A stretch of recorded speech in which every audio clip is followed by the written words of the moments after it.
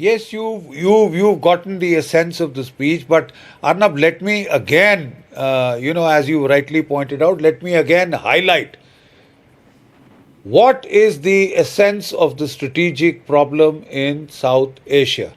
Ever since Pakistan and India went nuclear in 1998, Pakistan has been working from a core premise that now that nuclear deterrence has been achieved in South Asia, India's conventional military power and capabilities have been nullified.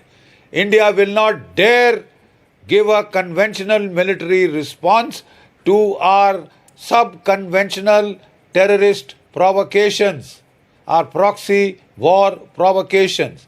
And under the under the shadow of the nuclear umbrella, nuclear overhang, I can intensify the terror war, the proxy war, the hybrid war to any level that I like.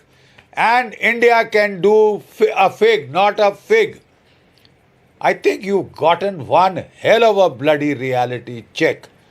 There is almost an implication if you think that your nuclear umbrella will provide you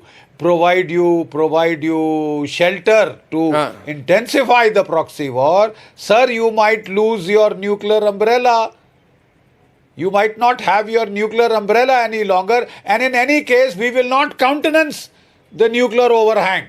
We will react and react strongly, as we have shown you. Yeah. How strongly India has reacted at the conventional military level. That's number one.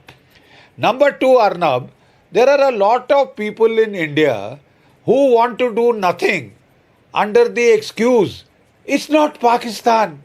It's not the Pakistani army. It is the terrorists, damn it. It is the non-state actors. Give us a break. The Prime Minister has been very clear, exceptionally clear. He has said that we will not distinguish between the terrorists and their masters, who are the root cause of all the problems. Their lieutenant generals have been attending the funerals of globally designated terrorists. He has laid a wreath on behalf of General Asim Munir, the Chief Minister of Pakistan, province of Punjab, Mariam Sharif. She went to lay a wreath. A guard of honor was given. A state funeral was given to terrorists. Need anything more be said? There is no need now to distinguish between the terrorists and the Pakistani deep state. They are one and the same. They are joined at the hip.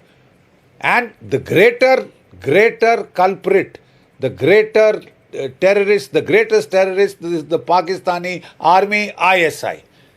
Arnab, I ask you, go back to Pahalgam. Yes, sir. The India desk of the ISI, there are a couple of majors, colonels headed by a brigadier. One of the majors, he went to Hafiz Saeed and that Saifullah Kashmiri, asked them to draw up a plan for a Pahalgam-like operation, right? Communal massacre.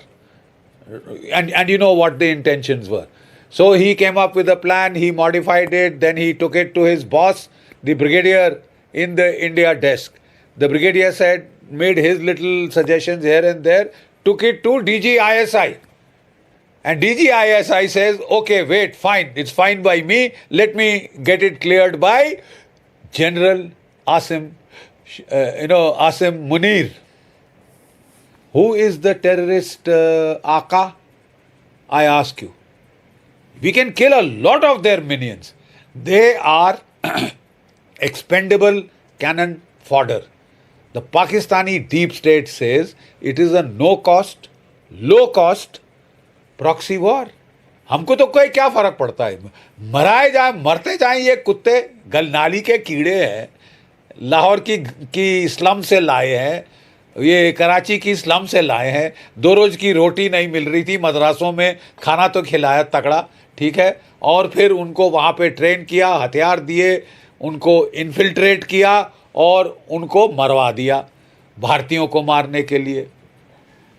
No skin off my nose, मारे जाओ, देखिए, मारे जाओ, ultimate तो मैं और कुत्ते ले आऊंगा, मैं और रिक्रूट करूंगा, मैं नया मरकज़े सुभान अल्लाह बनाऊंगा, ऐश मुकाम बनाऊंगा टेररिस्टों के लिए, मैं मरकज़े तैयबा बनाऊंगा, नया.